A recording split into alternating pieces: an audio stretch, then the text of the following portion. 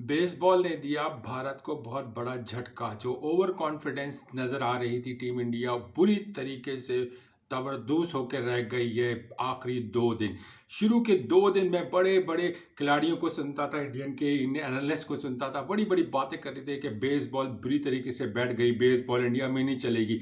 और बेसबॉल ने अपनी स्ट्रैटेजी बदली और जिस तरह उन्होंने गेम खेला है, दूसरे दिन के बाद से जो तीसरे और चौथे दिन उन्होंने का कमबैक हुआ है और वो कमबैक उनको जीत में बदल के रख दिया। पूरी टीम इंडिया शक्ल देखती रह गई कि हुआ क्या।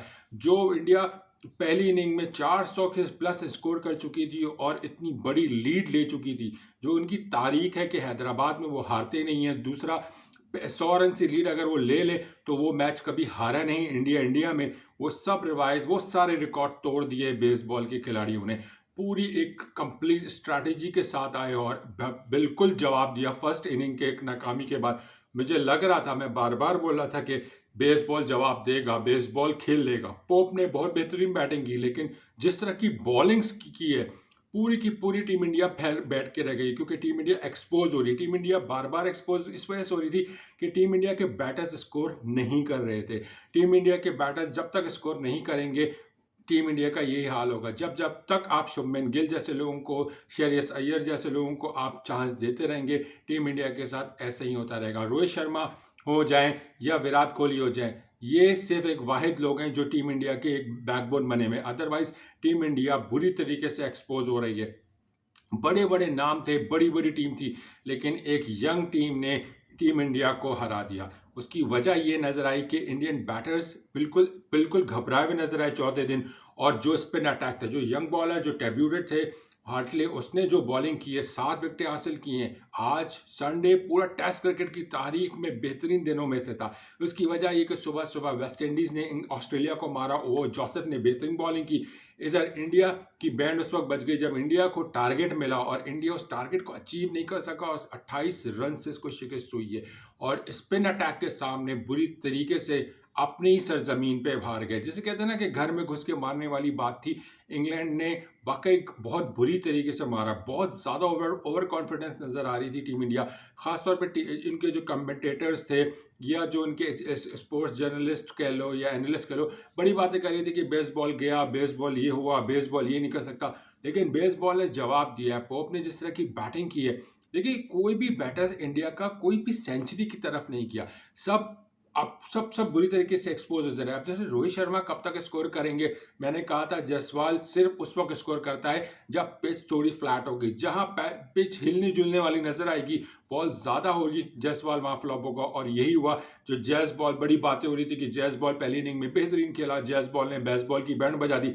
उस वक्त पिच बहुत बहुत ज्यादा फ्लैट हो चुकी थी और जायसवाल वहां अच्छा खेले थे। लेकिन हैरत की बात है कि शुभमन गिल वहां नहीं चल सके। शुभमन गिल जो फ्लैट ट्रैक के मास्टर है, शुभमन गिल मशहूर है। शुभमन गिल को भी अहमदाबाद में मैच करा दो, शुभमन गिल आपको परफॉर्मेंस दे के दे देंगे।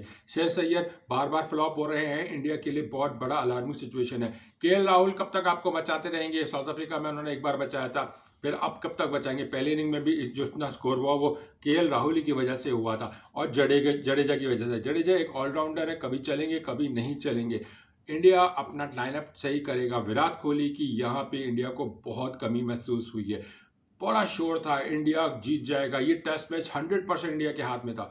ऐसे कहते हैं ना, मुंह से छीन के निकाला है इंग्लैंड के प्लेयर्स ने। बेसबॉल, जो लोग अभी भी कह रहे हैं कि बेसबॉल नहीं चला, वो ये कहते हैं ना, किसियानी बिल्ली खंबा नोचे, वो जाके अपना खंबा नोचे कि इंग्लैंड ने जीता हुआ मैच जो इंडिया जीत चुका था, वहां से उसके गले से निकाल के मैच जीता है। तो हैट्स ऑफ टू इंग्लैंड के। इंडिया शक्ल दिखता रह गया इंडिया के कि गले से उसे छीन के ले गया इंग्लैंड मैचेस।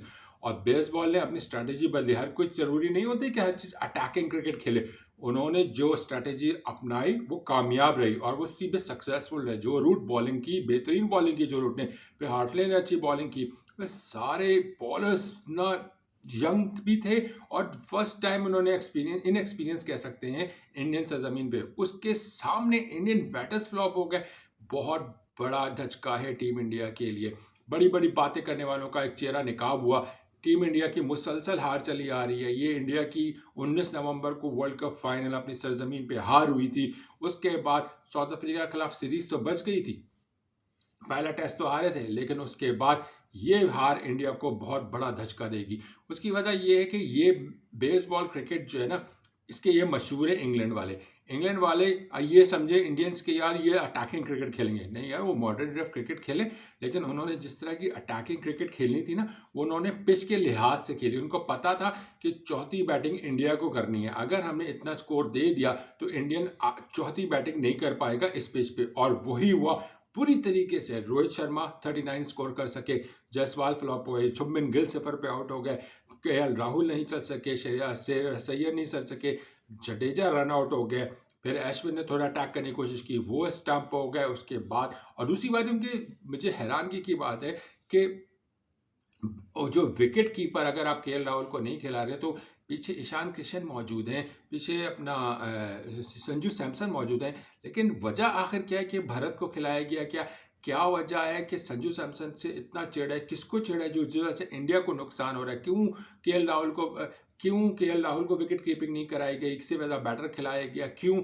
अपने शुभमन गिल को खिलाया जा रहा है? क्यों शेर सैयद को खिलाया जा रहा है? विराट कोहली की कमी महसूस हो रही है। फिर आप लोग कहते हो कि विराट कोहली का रिटायरमेंट का टाइम आ गया है। Team India Aahista Aahista Aahista expose हो रही है। उनके यंग बैटर्स जो पीछे बैठे हुए हैं वो भी परफॉर्म नहीं दे रहे। मैंने पहले भी कहा था कि जायसवाल हो जाए, शुभमन गिल हो जाए, तिलक वर्मा हो जाए, ये लड़के ऐसे हैं जो परफॉर्मेंस नहीं दे रहे। कभी चल रहे हैं तो चल रहे हैं, वरना कभी नहीं चल रहे, तो कंसिस्टेंट नहीं है। इससे टीम इंडिया को नुकसान हो रहा है। टीम इंडिया अब इन पर रिलाई नहीं कर सकती। बड़ी बड़ी बातें आप लोग करते हैं कि ये वो बन जाएगा, ये स्टार बन जाएगा, ऐसे नहीं होता। आप पहले परफॉर्मेंस तो दें, फिर आप उनको कप्तान बनाने का सोचें। यहाँ पे टीम इंडिया को बहुत बहुत बड़ा धचका लग रहा है और टीम इंडिया को नुकसान हो रहा है। और ये सीरीज़ का जो पहला मैच है टीम इंडिया के हाथ से निकल गया है। अब सीरीज़ 1-0 हो गई है। टीम इंडिया कमबैक ज़रूर कर सकती है, लेकिन बड़ी बड़ी बातें जो हो रही थी कि team India team India England नहीं है, इंग्लैंड ने पाकिस्तान को मारा था। जवाब मिल गया होगा कि इंग्लैंड आज भी इंग्लैंड है और वो किसी भी पोजीशन पे जाके अच्छा खेल सकती है और सही जवाब दे सकती है। आप अपनी राय का इजहार कीजिएगा, अपना ख्याल रखिएगा। अल्लाह हाफिज़। अब में क्या चल रहा है?